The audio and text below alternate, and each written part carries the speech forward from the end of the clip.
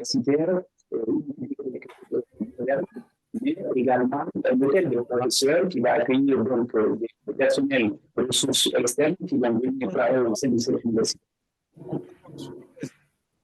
Aujourd'hui, avec la dernière journée, on a un petit retard, mais bon. Donc, nous allons recevoir ce matin Dr Catherine Rousset, qui va nous donner une introduction au web de données et comment on formalise une ontologie. Elle nous donnera aussi des usages, des cas d'usage son équipe en ce moment travaille à l'INRAE à Montpellier. Catherine, est-ce que tu es connectée?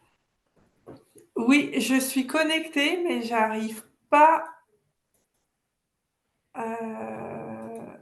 à afficher ce que je veux. Ah, vous me dites, vous voyez quelque chose ou pas? Pas encore. C'est en cours, mais on va nous passer l'info. Oh, super! Ça marche? Je fais un petit test avant, après. Ça marche pas. Ouh là là!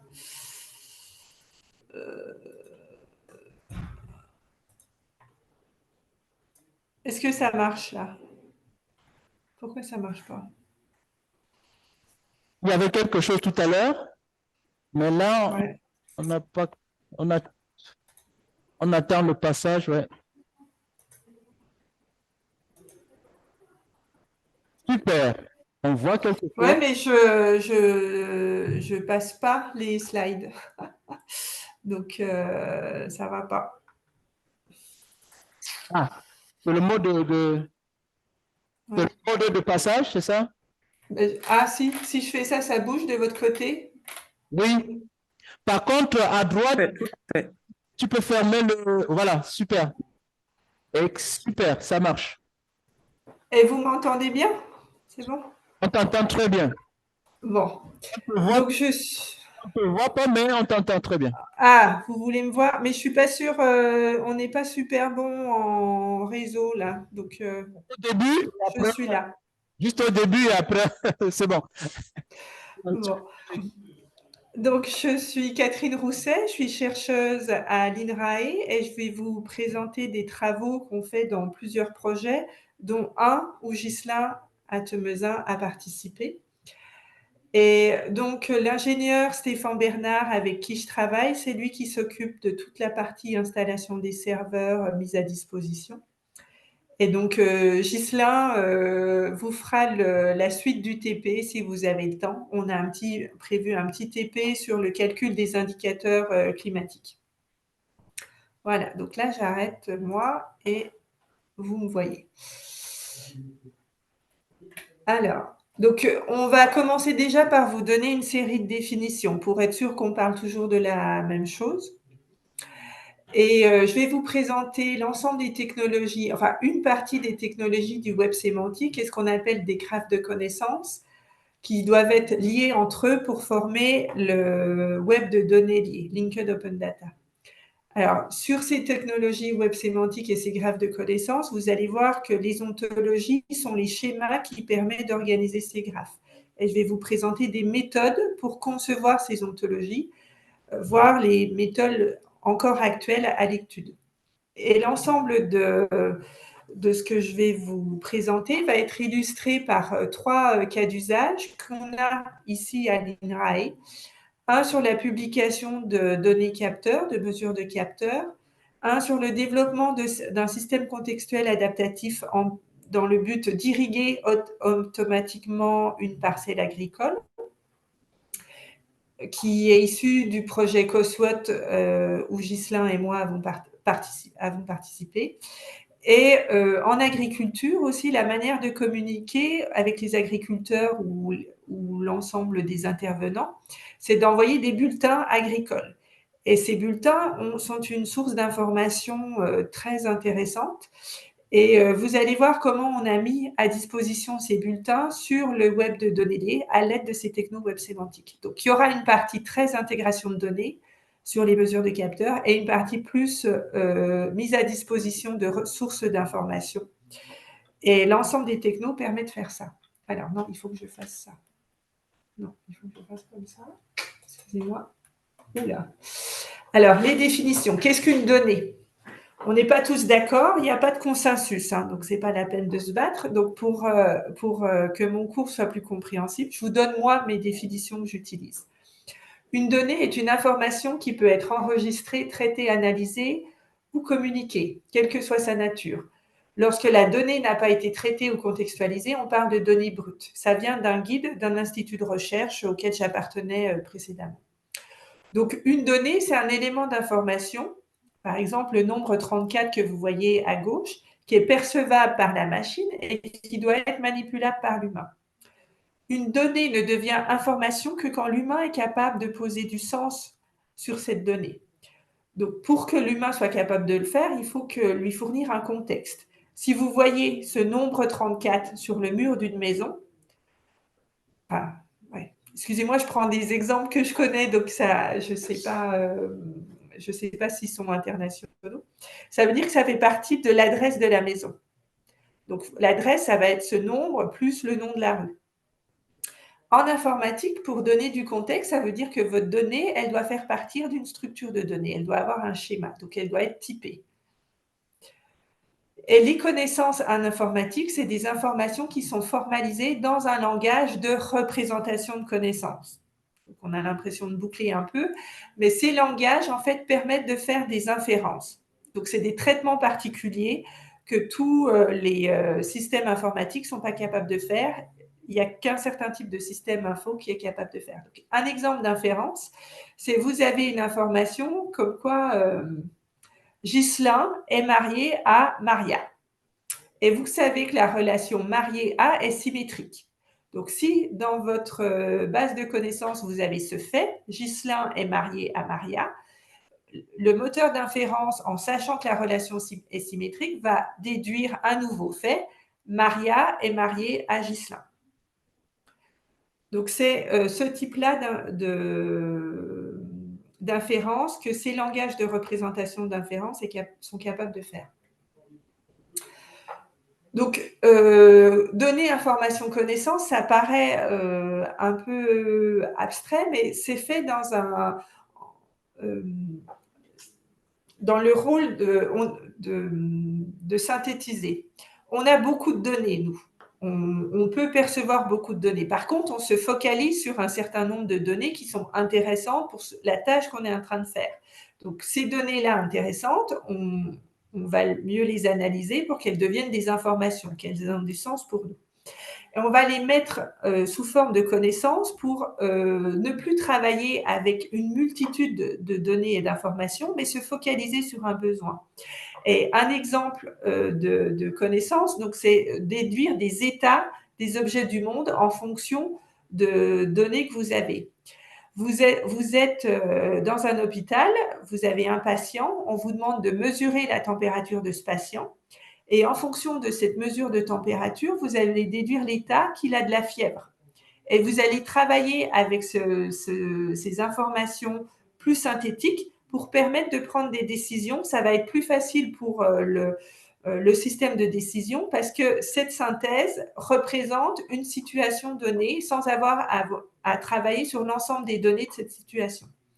Donc, on fait ce continuum d'observation, annotation, synthèse pour arriver à une décision. Et une fois qu'on a une décision, on descend pour retrouver des informations et produire de la donnée. Donc, on va faire des actions pour arriver à modifier l'environnement dans lequel on est et produire une nouvelle donnée ou changer l'état de l'environnement.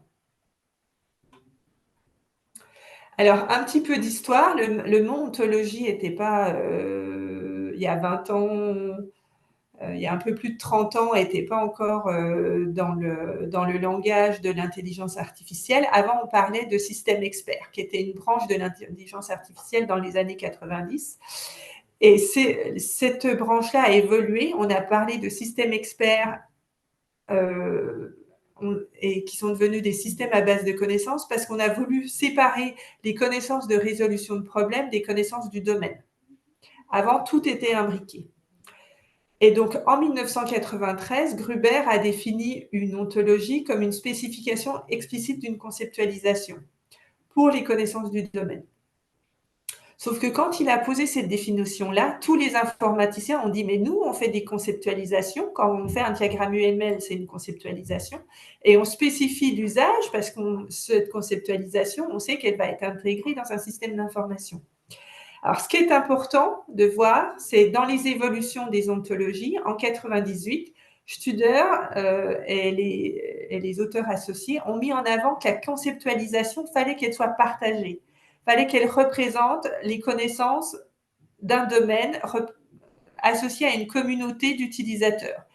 Donc, quand vous faites le modèle conceptuel de votre base de données relationnelle pour le système d'info d'une entreprise en particulier, ça ne va pas être partagé par une communauté. C'est le truc qui est propre à l'entreprise.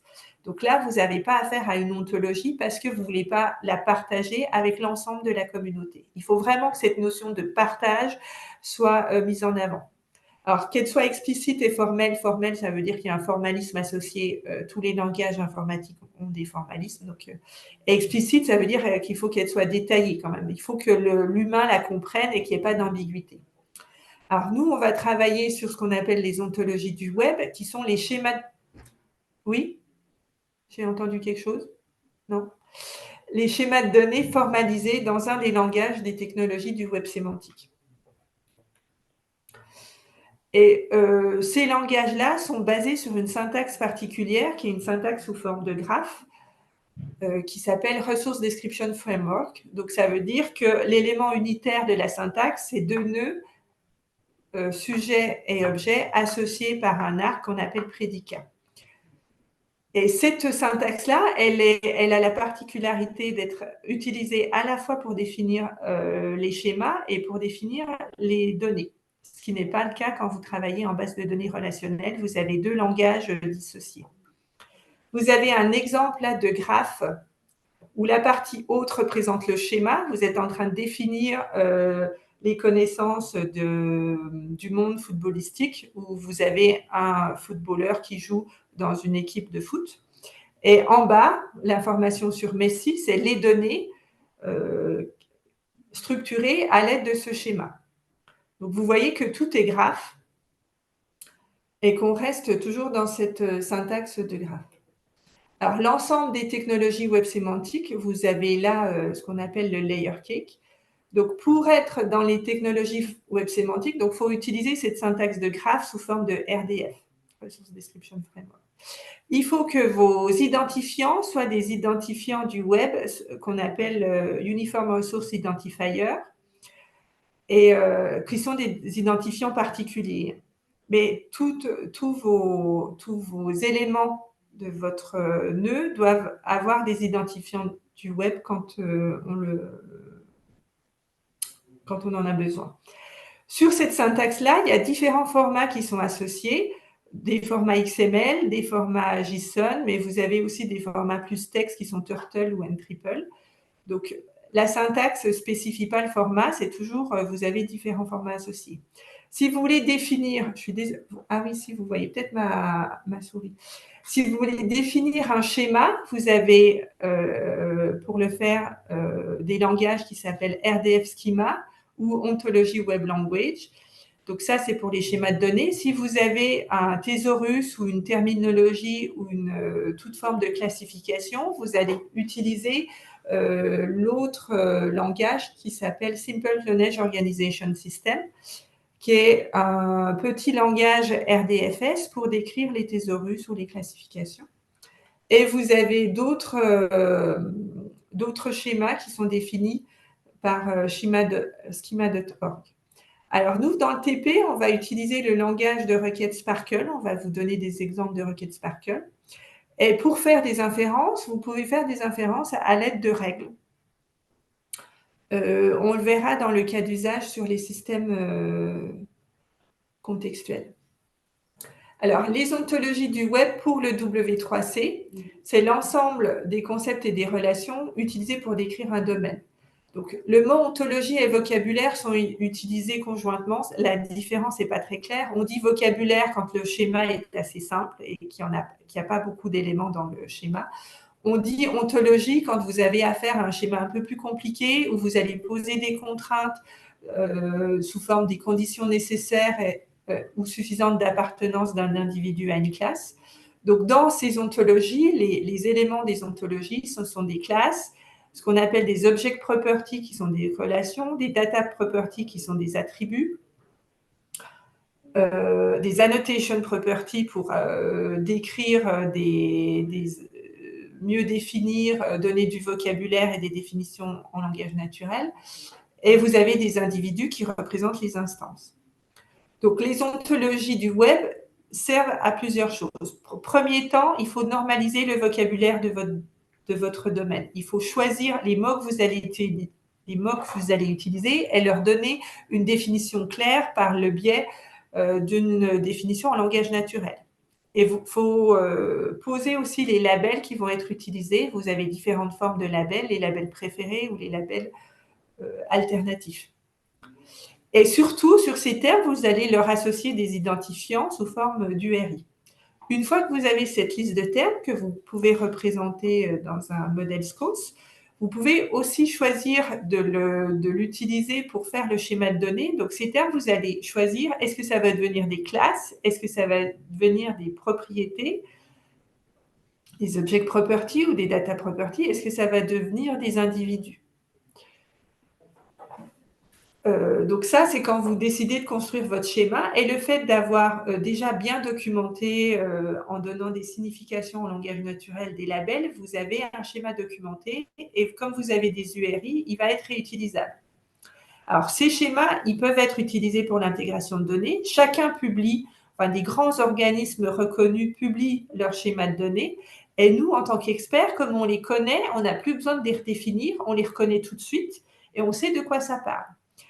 Par exemple, pour définir les métadonnées de tout ce qui est ressources documentaires, vous avez le Dublin Core qui a défini un petit vocabulaire avec des URI et qui est largement utilisé. Et nous, quand on voit le Dublin Core, on sait tout de suite ce que c'est. On n'a pas besoin de se poser beaucoup de questions. Donc, ça nous évite une charge mentale. On n'a pas besoin de redéfinir un schéma. Et on reconnaît tout de suite un schéma qu'il utilise et on sait de quoi ça parle. Donc ça, c'est très utile pour l'intégration de données multisources. Une autre possibilité, c'est de mieux rendre disponibles les connaissances d'un domaine. Donc, les connaissances d'un domaine, c'est des ressources d'information, des livres, des vidéos, tout autre type d'information, de sources d'information. Vous les rendre disponibles pour différents usages. Et ces technologies-là vont aussi vous permettre de faire ça. Ce sera le cas 3, le cas d'usage numéro 3 que je vous présenterai. Et maintenant, on est arrivé à non seulement les rendre disponibles, donc pouvoir accéder à télécharger des livres, rechercher des livres qui nous intéressent, mais on va pouvoir aussi aller extraire le contenu de ces sources d'informations pour en refaire des nouveaux graphes de connaissances. Et sur l'ensemble de ces technologies-là, vous pouvez aussi produire des inférences. Donc, si vos schémas, vos ontologies sont faits en OWL ou en RDFS, vous allez pouvoir poser des inférences automatiques ou vouloir décrire de nouvelles inférences propres à votre domaine à l'aide de règles. Donc, ontologie, c'est le schéma, et graphe de connaissances, c'est les données, la partie graphe qui représente les faits de votre domaine, qui est structuré par une ontologie, et le graphe de connaissances doit aussi être publié sur le web. Là, vous avez un exemple d'une extraction qui a été faite à un certain nombre d'années de toutes les graphes de connaissances ontologiques qui ont été mises à disposition sur le web par ces technologies-là. Et vous voyez les liens entre les graphes de connaissances. Et au centre, le petit rond marron, ici, c'est DBpedia. Et ici, alors la couleur représente le type de domaine.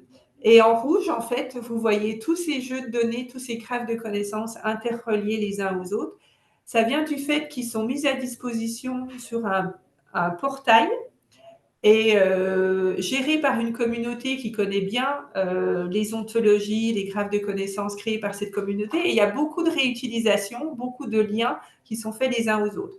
Donc, en forme, les types de liens peuvent être de nature différente. Ça peut être juste une réutilisation où on pointe vers l'URI d'un autre jeu de données. Ou ça peut être une spécialisation. On a une ontologie, on définit une nouvelle ontologie en spécialisant des éléments d'une autre ontologie. Vous avez des liens d'équivalence aussi que vous pouvez dire dans vos jeux de données. Vous pouvez dire, bah, moi, je décris Paris d'une certaine manière, la ville de Paris d'une certaine manière, est un autre jeu de données qui décrit Paris d'une autre manière, mais c'est le même Paris, la capitale de la France. Donc Tim Berners-Lee, le créateur du web, a défini 5 niveaux pour atteindre le web de données liées. Donc des niveaux qui représentent des qualités. Donc la première étape, c'est de mettre vos données sur le web, quel que soit le type, le format, avec une licence ouverte pour qu'elle soit réutilisable. Deuxième étape, c'est mettez pas n'importe quoi sur le web, mettez de la donnée structurée. Donc des fichiers Excel plutôt que des images de scan de table. Le troisième niveau, c'est de dire, OK, il faut que ce soit structuré, mais avec des formats non propriétaires pour faciliter la réutilisation. Le quatrième niveau, c'est identifier vos objets qui sont décrits dans votre jeu de données et mettez-leur des identifiants qui sont des URI pour que d'autres jeux de données puissent pointer sur eux et donner des équivalences ou compléter la description. Et le cinquième niveau, c'est votre jeu de données, vous le liez à l'ensemble, vous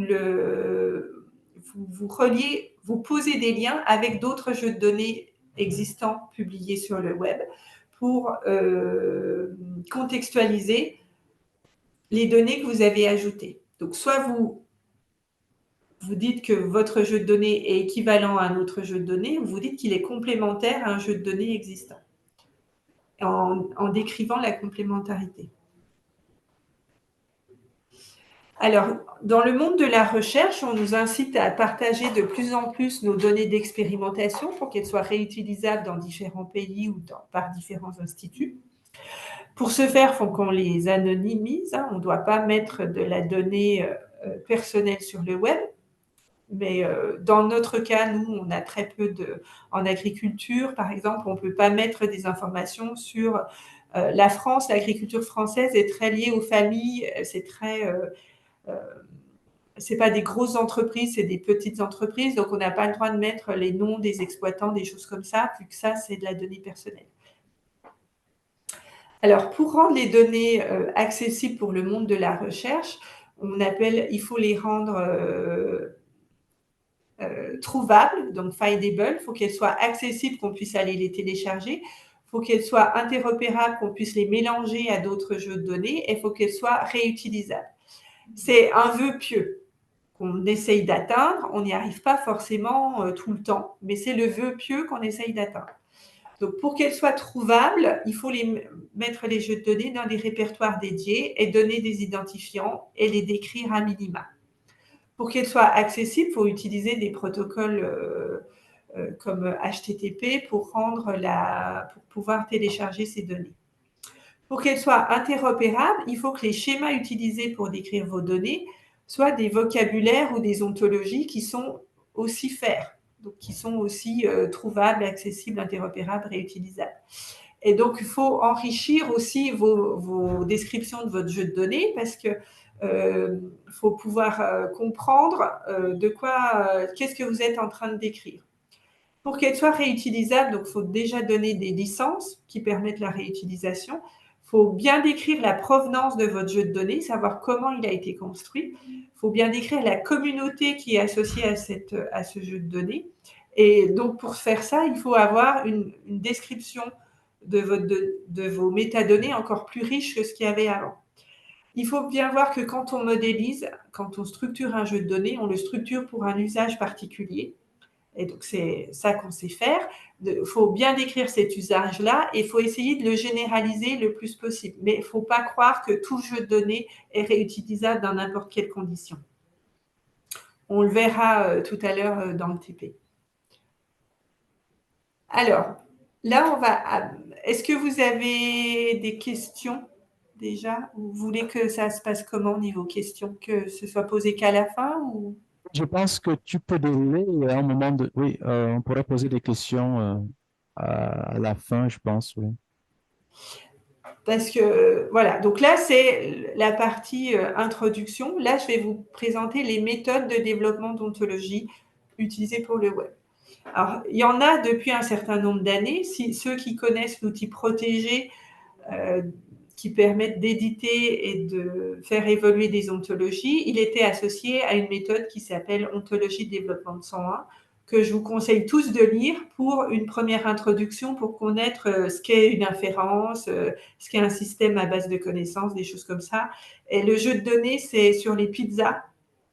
Et ça, c'est un peu la joke qu'on utilise pour… on l'a tous un peu fait, se TP sur les pizzas et déclarer les toppings, c'est des choses comme ça. Alors là, j'aime bien cette méthode-là qui date un peu, mais elle a eu la particularité de proposer un ensemble de méthodologies, un ensemble de méthodes qui étaient assez complètes. Et l'objectif, c'est toujours de retravailler avec l'existant, de ne pas reconstruire. Et suivant votre communauté, où elle en est dans le partage et la formalisation des connaissances, vous n'avez pas accès aux mêmes sources d'informations. Il y en a qui ont déjà développé des ontologies pour décrire leur jeu de données, mais d'autres n'en sont pas encore là. Ils ont mis à disposition, par contre, ils ont déjà travaillé sur la formalisation des connaissances en définissant, par exemple, les différents types de variables qu'ils utilisent dans des thésaurus, en proposant des dictionnaires de variables, des lexiques, où vous avez des taxonomies d'éléments qui sont définis, mais qui ne sont pas encore dans le domaine du web sémantique. Et en fonction des ressources que vous avez, vous allez choisir une méthode qui est appelée ici un scénario pour transformer ces ressources et arriver à construire une ontologie qui donnera naissance à un graphe de connaissances qui sera utilisé dans une application. Par contre, tous ces scénarios, toutes ces méthodes suivent toujours le même cheminement. Il faut spécifier votre besoin, il faut planifier vos différentes tâches. Vous passez par une étape de conceptualisation où vous allez, à partir des termes de votre domaine, définir ce qui va être classe, ce qui va être relation ou propriété, etc. Ensuite, vous choisissez un des langages associés disponibles dans les techno web, donc pour implémenter votre ontologie. Et après, vous mettez vos ontologies dans votre graphe de connaissances et vous faites tourner votre application. Le truc qui n'apparaît pas encore là dans ce diagramme-là, c'est la partie test. Les ontologies doivent être testées et vous pouvez reboucler pour corriger votre ontologie. Et quand votre ontologie, votre schéma est vraiment gros, on vous conseille de la découper en modules pour que ça facilite l'évolution de votre gros schéma. Alors ça, c'était quelque chose qui date d'une dizaine d'années. Maintenant, les auteurs de cette méthodologie ont défini d'autres ontologies, d'autres méthodes beaucoup plus synthétiques. Mais l'avantage, c'est qu'avec ces différentes méthodes, en fonction de votre cas d'usage, vous pouvez les combiner pour répondre plus particulièrement à votre besoin. Donc là, c'était le cas de la thèse de Fabien Amargé, où l'objectif, c'était de faire un graphe de connaissances sur les différentes espèces de blé utilisées actuellement en France. On avait plusieurs sources d'informations. On avait des thésaurus qui donnaient les espèces de blé comme Triticum durum, etc. Et on avait 3 sources de données, toutes d'une très bonne qualité, mais une différence dans la qualité. On voulait extraire la partie consensuelle et pouvoir enrichir au fur et à mesure cette base sur les espèces de blé. Donc, ce qu'on a fait, c'est qu'on a utilisé le scénario 7 et le scénario 2. Le scénario 7, c'est méthode qui reprend des sources non ontologiques pour les transformer. Et le scénario 2, c'est basé sur ce qu'on appelle les patrons de conception, qui sont des petits modèles faits par des experts qui savent très bien modéliser. C'est la même chose que vous avez dans les patrons de conception sur le développement logiciel. Vous avez des petits modules qui sont déjà faits par d'autres qui ont d'expertise et qui rendent disponibles ces modules pour que vous construisez votre système complet. Et ben, les design patterns, c'est la même chose. C'est des tout petits modèles de connaissances qui sont mis à disposition et qu'on peut réutiliser pour nos cas spécifiques. Et dans le cas de la thèse de Fabien, l'ensemble des sources a été transformé dans le formalisme SCOS parce qu'on ne connaissait pas encore la sémantique exacte des sources. Par contre, on a construit un patron de conception, un petit modèle à base de patron de conception pour dire voilà l'objectif à atteindre. On veut remplir ce modèle-là. Et donc, on a spécifié des règles de transformation du modèle SCOS dans le module cible. Et on a pu faire de la fusion et calculer des degrés de qualité sur chacun des éléments introduits. Savoir combien de fois il était répété dans les 3 sources, des choses comme ça. Donc, ça permettait de gérer l'intégration. Alors, les auteurs de Néon ont produit une autre méthodologie qui prend en compte en fait les contraintes des méthodes de développement agile actuelles, qui s'appelle Linked Open Term. Donc, Néon, ce qui était intéressant, c'est qu'il fallait réutiliser des sources existantes, quel que soit le format ou le type de ces sources. Maintenant, quand même, dans plusieurs domaines, les ontologies sont disponibles. On ne se pose plus la question de reconstruire une ontologie, on se pose la question plus par rapport à notre besoin, il y a toujours l'étape de spécification de besoin, quelles sont les parties d'ontologie ou les ontologies qu'on va combiner pour arriver à construire notre graphe de connaissances. Donc, c'est plus des choix d'ontologies existantes qu'on combine. Donc, on voit que dans cette méthode-là, à partir de la spécification, on choisit les ontologies qu'on va combiner pour construire notre modèle global. Et ensuite, notre modèle est publié à nouveau et mis à disposition sous la forme d'un guide sur lequel on peut suivre les problèmes et les évolutions. Donc, ça suit quand même les méthodes de développement agile actuelles. Alors là, cette méthode-là, nous, on l'a utilisée. Je vous le dirai dans quelle partie de projet on l'a utilisée. Mais c'est quelque chose qui marche assez bien. Et la spécification se fait à l'aide de questions de compétences qui sont des questions en langage naturel que le graphe de connaissances devra être capable de répondre. Et elles vont être transformées en requêtes ensuite pour voir si notre ontologie couvre l'intégralité de nos besoins. Et tant qu'il n'a pas couvert l'intégralité de nos besoins, on continue à faire les développements. On voit qu'il y a une boucle qui revient. Donc, on peut découper en plusieurs phases le développement. Mais ce n'est pas très, très bien spécialisé dans cette méthode-là. Par contre, dans SAMOD, qui est aussi une méthodologie qui a été utilisée dans le projet COSWOT, celle-là. Le but, c'est de dire, on sait que notre besoin est assez important, donc on va être obligé de découper en modules et on va travailler sur la spécification de chacun des modules, l'implémentation de ces modules et après qu'on intégrera dans le modèle global. Donc, SAMOD est focalisé là-dessus, sur le découpage, on implémente, on remet dans le modèle global, etc. Et nous, dans le projet COSWOT, on a retravailler sur cette méthode-là parce que dans SAMOD, les modules étaient séquentiels. On travaillait de manière séquentielle. Là, on peut travailler les modules de manière parallèle. Et il y a des problèmes dans les contraintes entre des modules quand on veut retravailler dessus. Donc, en dessous de chaque transparent, je vous ai mis l'article qui est associé si vous voulez aller plus loin. Donc, sur le problème des méthodes de développement d'ontologie, c'est toujours un modèle actuel où on essaye d'intégrer les méthodes de développement agile. J'aimerais refaire un point sur ce qu'on appelle les patrons de conception, les design patterns, parce que c'est quelque chose de très important. C'est une manière de décrire vos données. Les patrons de conception, on peut les utiliser dans ce qu'on appelle les ontologies fondationnelles.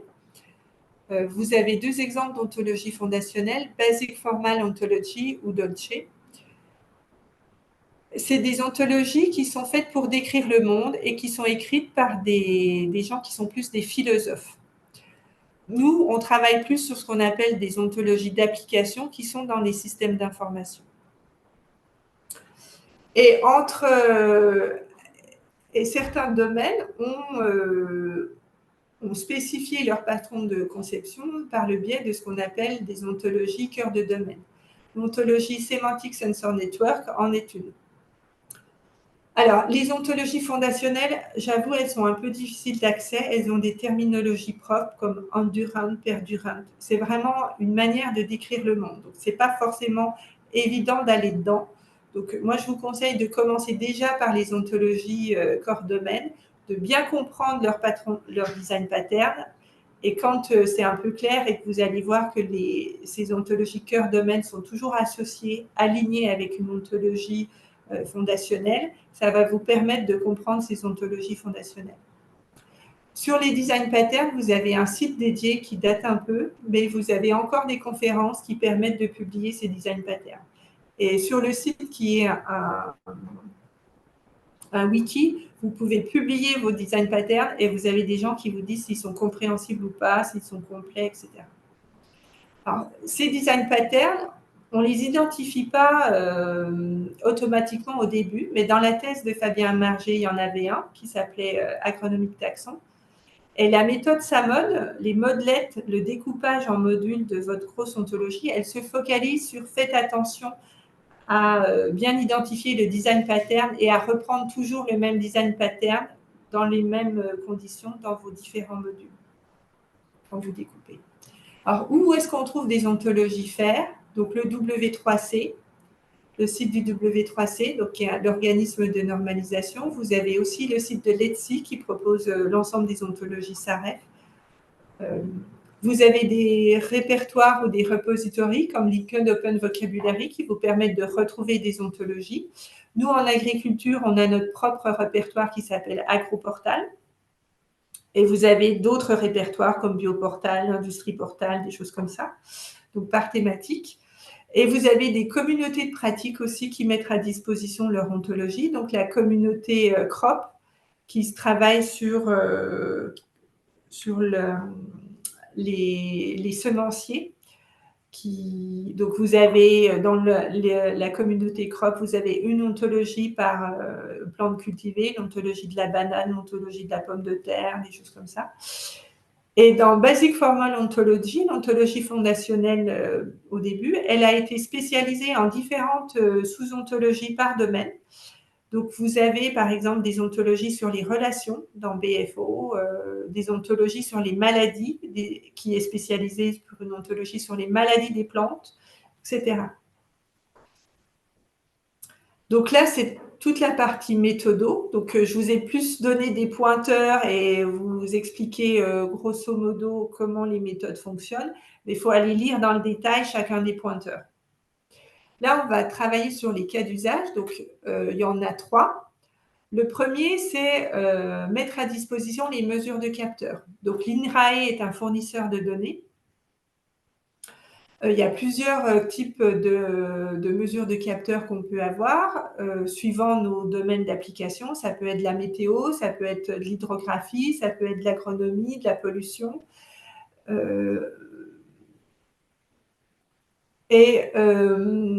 On stocke nos données, on stockait nos données dans les bases de données relationnelles et on avait aussi des informations sous forme de bases bibliographiques.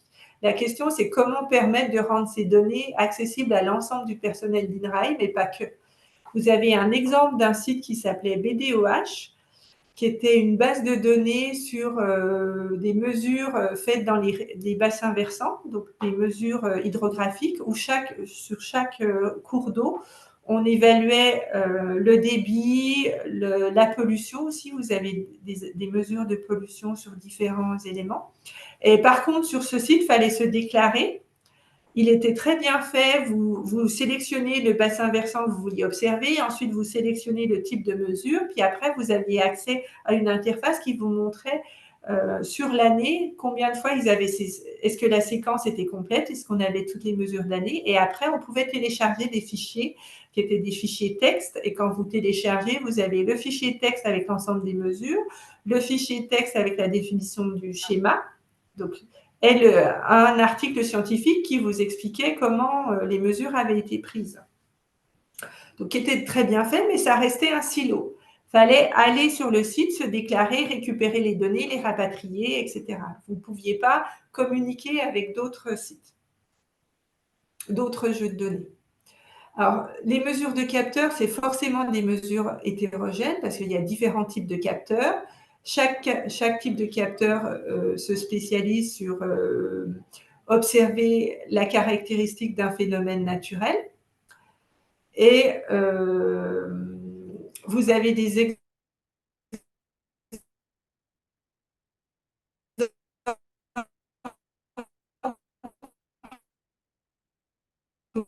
aussi où la manière de décrire le secteur ne sont pas complètes, des choses de sol, etc. Et ça peut être utilisé en agriculture, aussi en évaluation des risques, etc.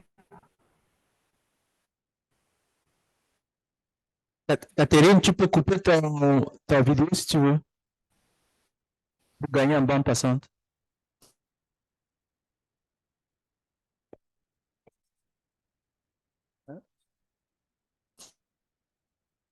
Oui, c'est ça que je demande si elle peut couper. C'est difficile à intégrer ma vidéo là. Catherine, merci. Ta connexion a un petit souci.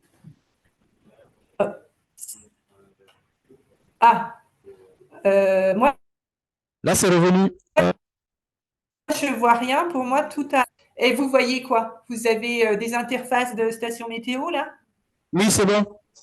Voilà. OK. Donc, en haut, dans la partie bleue, c'est la station météo de Montonne sur laquelle on va travailler pendant le TP. Et là, vous avez l'interface où on vous dit température 16,5 degrés Celsius. Par contre, on vous laisse deviner que c'est la température de l'air. On ne vous dit pas à quel niveau, à quelle hauteur est le thermomètre. Ici, vous avez des interfaces qui viennent d'un autre projet européen qui sont des mesures météo dans les Alpes. Ici, c'est marqué air température 7.326. Vous n'avez pas d'information sur l'unité. Ici, c'est air temp. Et là, vous avez dans l'autre partie, vous avez air température, mais vous n'avez pas la donnée, vous devez télécharger le fichier. Donc, vous voyez que la manière de décrire est différente et la manière d'accéder est aussi différente. Donc, nous, ce qu'on va essayer, c'est d'harmoniser ça. Donc, on va créer un graphe de connaissances pour mettre à disposition ces mesures de données de capteurs météo. On va réutiliser des ontologies existantes. On va les combiner pour définir notre schéma de données, notre modèle de données qui nous intéresse, et ça va faciliter l'intégration avec d'autres jeux de données et faciliter la découverte. Donc là, vous avez l'article qui est associé. Là, je vous présente le design pattern qui est associé à l'ontologie Semantic Sensor Network, qui est une ontologie du W3C, qui a eu plusieurs versions. La deuxième version s'appelle Sensor Observation Sample Actuator et qui est actuellement en cours de modification par le W3C. Donc, il y aura une troisième version qui va arriver.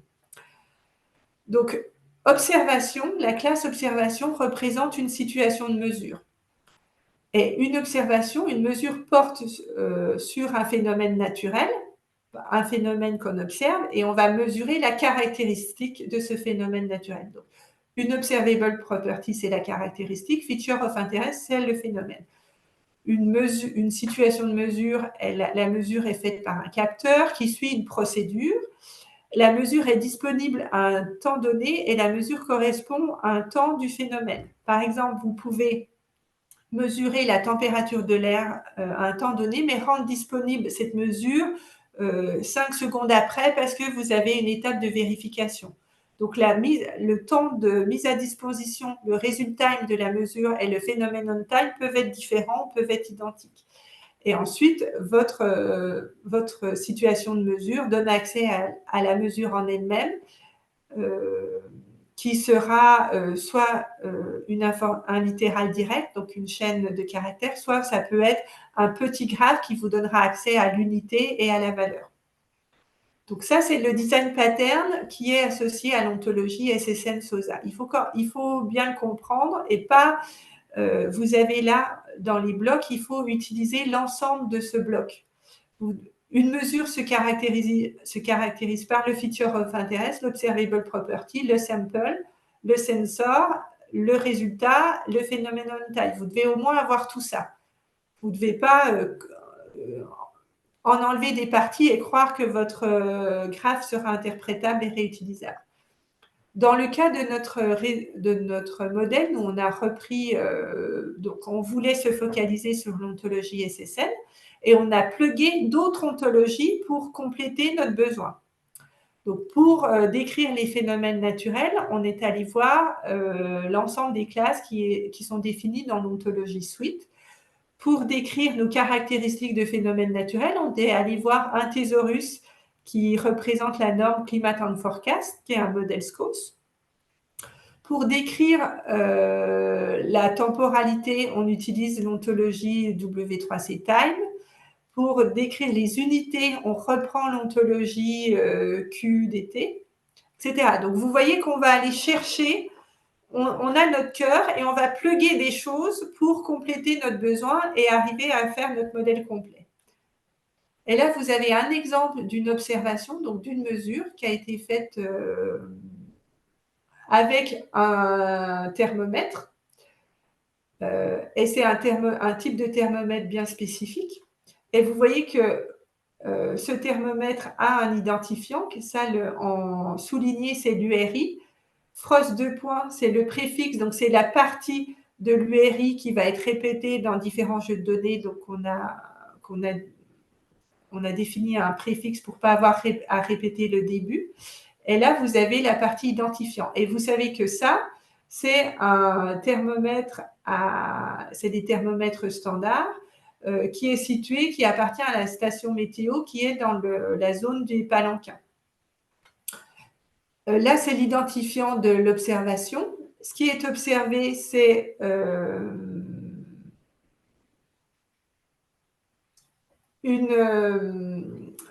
la température à un instant donné, sachant que dans les mesures météo, vous pouvez avoir des mesures instantanées. La température, c'en est une. Vous pouvez avoir des mesures qui sont sur des périodes. La pluie, les mesures de quantité de pluie sont sur des périodes. Vous avez le temps à laquelle la mesure a été faite. Vous avez le temps où la mesure est rendue disponible.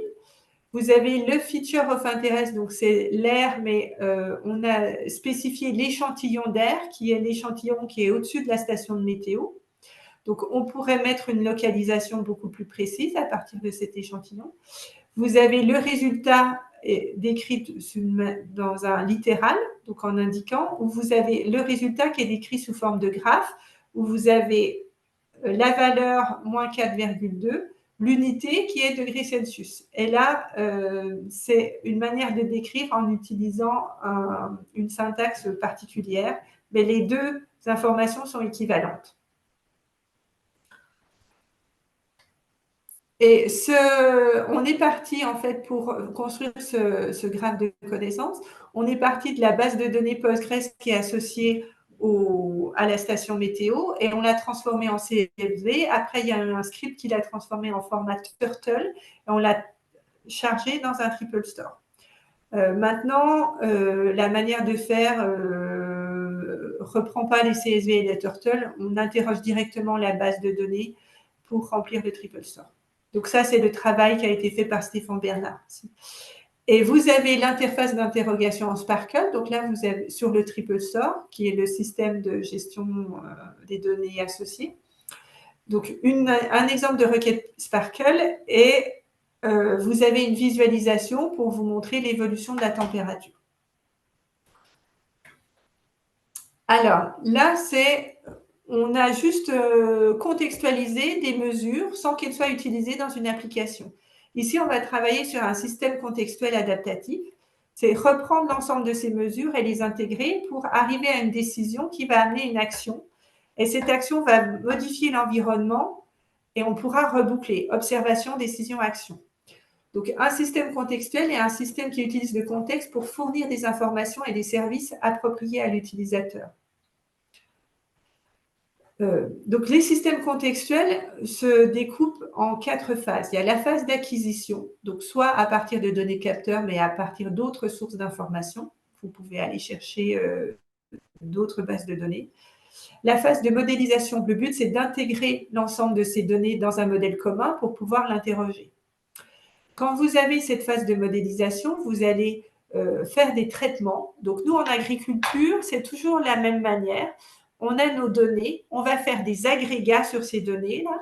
Les agrégats ont plusieurs buts. C'est de consolider la donnée et parfois de calculer des choses sur un autre phénomène naturel, un autre phénomène que celui qui est observé. Et une fois que vous avez ces agrégats, vous allez les comparer à des seuils pour définir l'état du phénomène que vous êtes en train d'observer. Donc, vous avez par exemple des mesures d'humidité du sol. Vous avez trois capteurs qui sont mis à différentes profondeurs. On a dupliqué les capteurs pour améliorer la qualité des mesures. Donc, on fait des agrégats pour essayer d'estimer le volume d'eau la quantité d'eau qui est dans le volume de sol autour des racines. En fonction de cette estimation de volume, vous allez les comparer à des seuils pour savoir est-ce que le volume de sol contient suffisamment d'eau pour votre plante ou pas, et est-ce que votre plante va être dans un état sec, normal ou trop humide. Et quand vous travaillez sur les états, vous allez pouvoir combiner différents états de différents objets et ça va vous faciliter la prise de décision et vous éviter les erreurs. Une fois que vous faites ces traitements, donc vous pouvez diffuser ce que vous avez déduit, les états, et aussi prendre des décisions et exploiter les états pour choisir une action qui est soit irriguer votre parcelle ou pas. Ou attendre pour irriguer parce qu'il y a la pluie qui est en train de commencer et vous ne pouvez pas prendre une décision tout de suite, etc. Donc, vous avez l'ensemble de ces travaux qui ont été faits dans la thèse de M. Nguyen en 2020 et qui est repris dans le projet COSWOT. Pour faire ce modèle, pour faire l'ontologie qui va être utilisée dans ce système contextuel, on s'est basé sur SSN et sa nouvelle version SOSA, mais on a aussi regardé ce qu'avait fait l'ETSI sur les ontologies de capteurs par le biais de l'ontologie SAREF. Donc, on a 2 ontologies qui sont quand même proches. Les parties qui ont les mêmes couleurs recouvrent le même domaine, mais on voit qu'il y a des parties qui sont plus détaillées que d'autres. Donc, en gros, SOSA SSN est quand même beaucoup plus détaillé sur la description des phénomènes naturels et des propriétés. Par contre, SAREF est plus détaillé sur la description des appareils de mesure et des fonctions associées à ces appareils de mesure. Donc, on a produit une nouvelle ontologie qui s'appelle CASO. Et donc là, c'est un schéma, c'est un modèle qui est représenté avec le langage Shulk qui est proche du langage UML. Et en vert, c'est tous les éléments de l'ontologie SOSA qu'on a réutilisés. En violet, c'est tous les éléments de l'ontologie SAREF qu'on a réutilisés. En vert pétant, c'est l'ancienne version c'est la première version de l'ontologie SSN. Donc, SOSA est venu pour enrichir cette version et il y a des éléments qui sont restés tels quels. Et nous, c'est ce qu'on a en rouge, c'est l'ontologie time. En orange, c'est l'ontologie OM qui décrit les unités de mesure. Et nous, ce qu'on a créé, c'est juste les éléments jaunes, donc qui sont des nouvelles classes pour dire, pour représenter nos agrégations, Donc, quand on fait des agrégations, ça veut dire qu'on prend des observations existantes et on va créer une nouvelle observation qui aura un nouveau résultat. Donc, on a réutilisé l'ontologie de provenance qui s'appelle PROV pour dire cette observation qui représente une agrégation est basée sur les observations de Sousa précédentes. Et quand on a nos agrégats, on va pouvoir faire nos déductions pour trouver l'état de nos phénomènes. Donc, une déduction, ça a forcément pour résultat un état qui a été défini. Et un état se définit par des bornes supérieures et inférieures.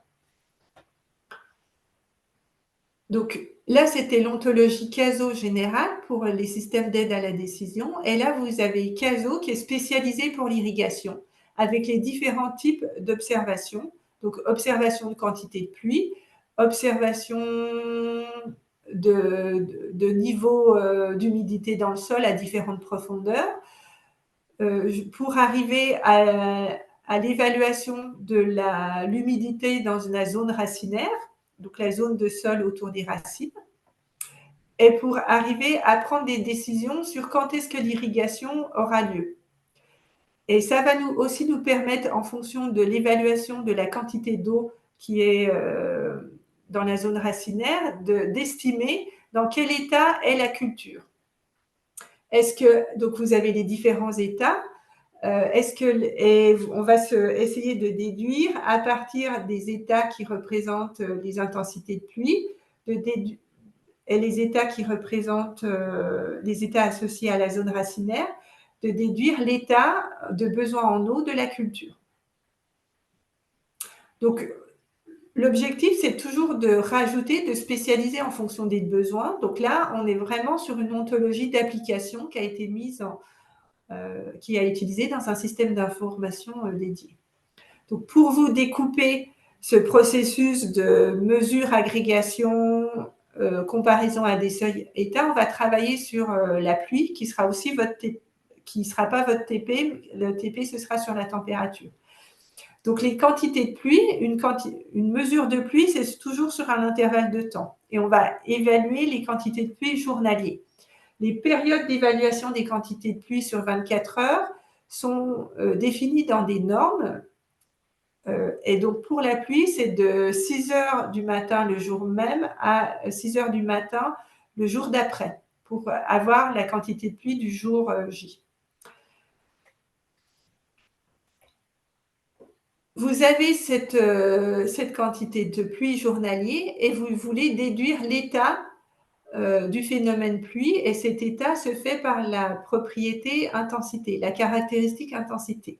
On peut avoir une intensité faible, modérée ou forte.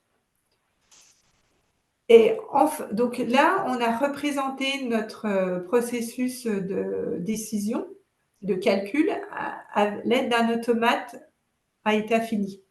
Donc l'automate, il se déclenche pour l'irrigation et pour l'évaluation de la quantité de pluie que quand la culture a atteint un certain stade de développement. Quand la culture est en train de pousser, c'est pas très grave ce qui peut lui arriver parce sa partie importante est dans le sol, donc elle est protégée. C'est quand elle arrive à un stade de 5 feuilles qu'on commence à s'inquiéter. Donc, c'était une culture de maïs qu'on commence à s'inquiéter de est-ce qu'elle va avoir suffisamment d'eau pour continuer à pousser et à grandir correctement. Et on arrête aussi cette décision d'irrigation quand le maïs a atteint un état de développement suffisant où on sait que plus rien pourra lui arriver, la production est faite en fait. Donc, cet automate, il commence et il s'arrête.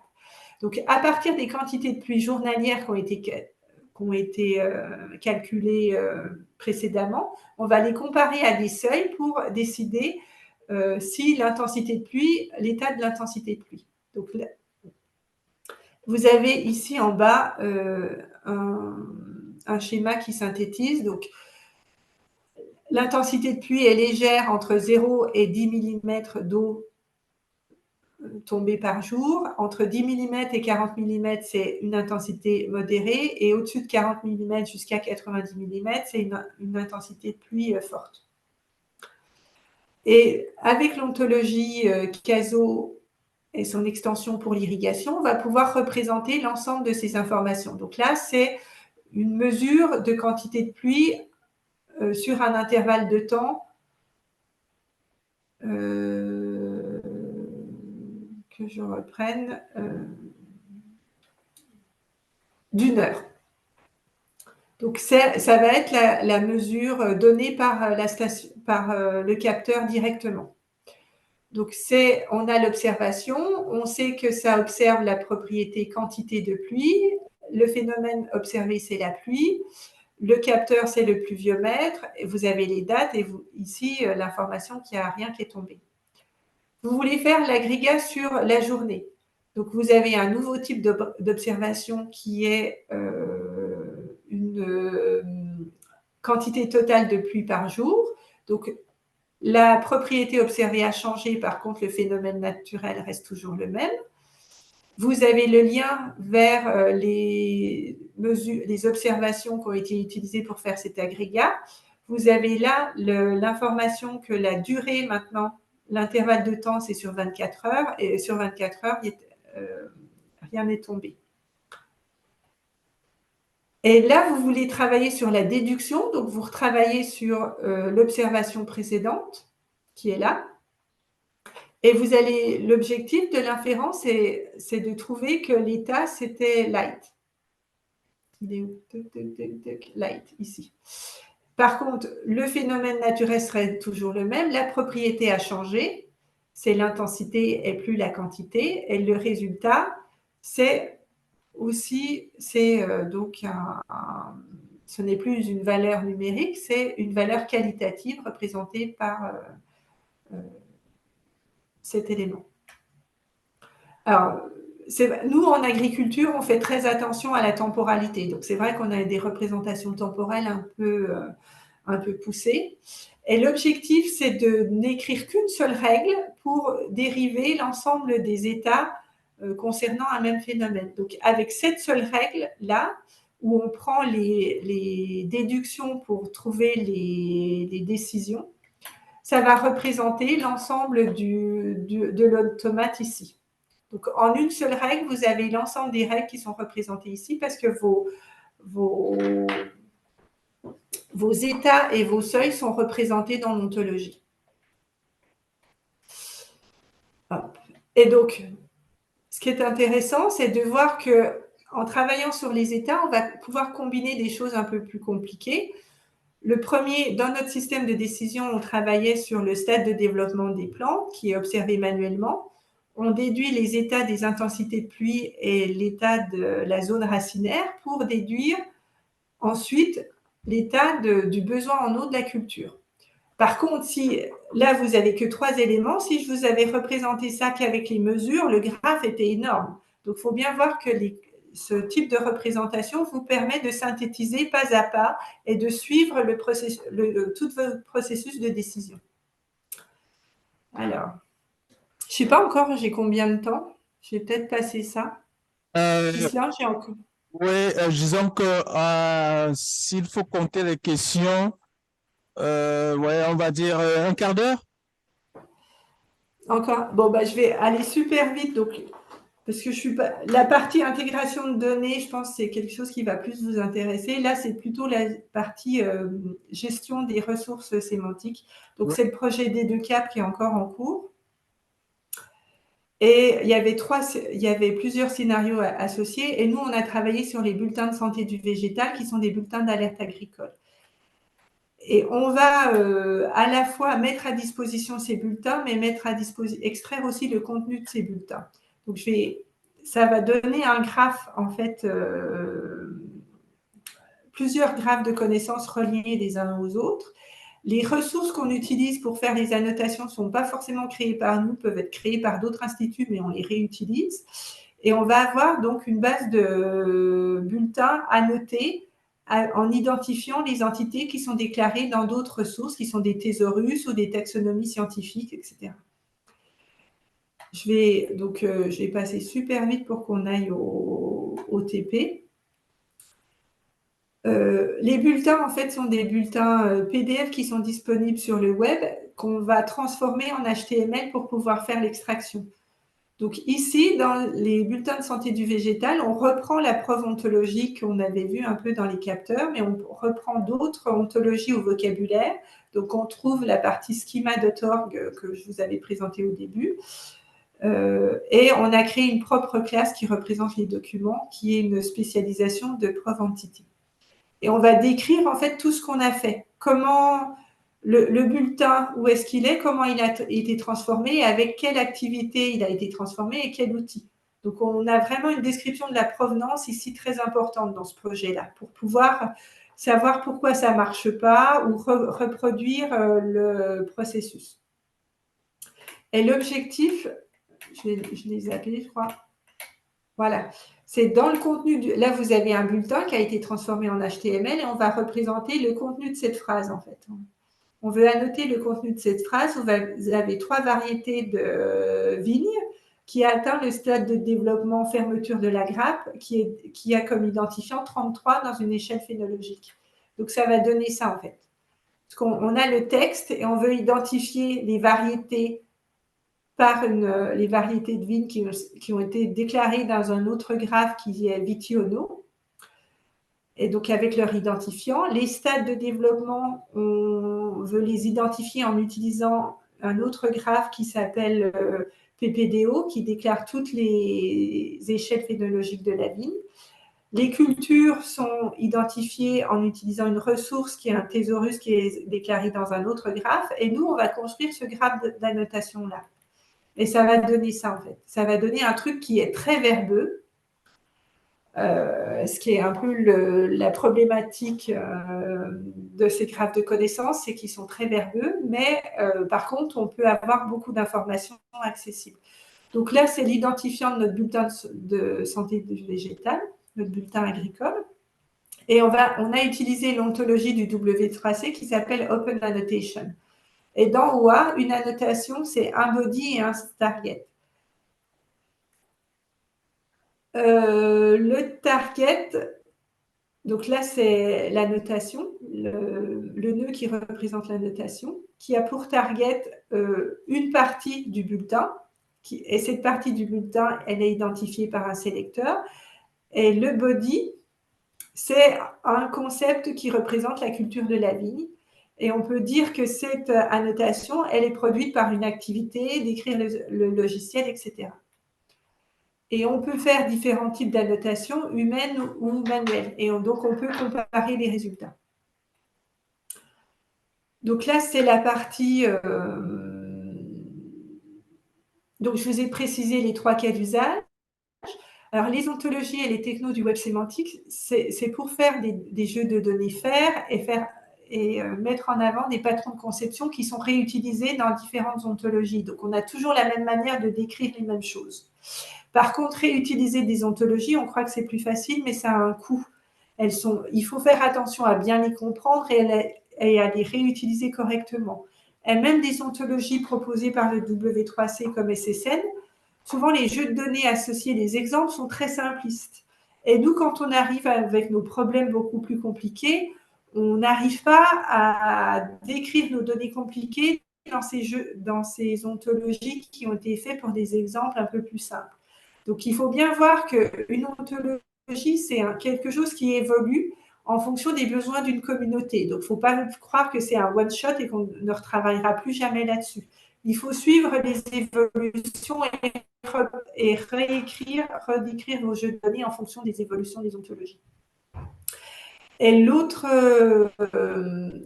point important, c'est que la partie modélisation, quand on modélise sous forme de base de graphes, ce n'est pas la même chose que modéliser sous forme de base de données relationnelles. Dans les schémas, ça peut sortir différent et il faut bien les avoir en tête quand on commence la modélisation. Voilà, ce n'était pas le cours le plus... On va aller sur ce TP qui est disponible ici. Donc, je vais arrêter le partage et retravailler sur autre chose. Je vous rendrai les slides disponibles. Oui, donc, alors, Le souci, c'est… Alors, ouais, les pages vont évoluer, donc je ne sais pas ce que ça va donner niveau partage.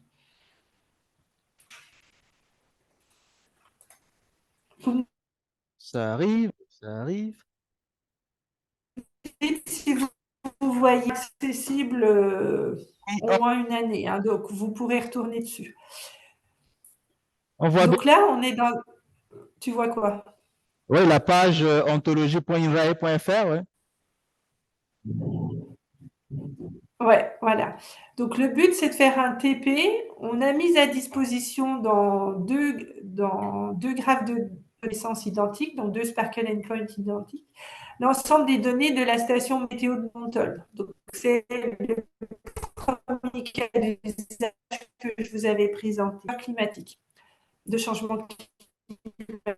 Ces indicateurs, il y en a plusieurs. Donc je suis allée voir ceux que je pouvais calculer.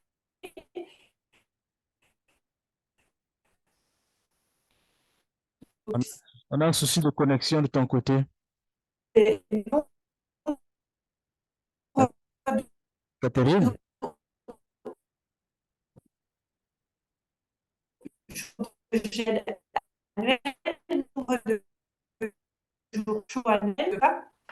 Si je vous mets le truc en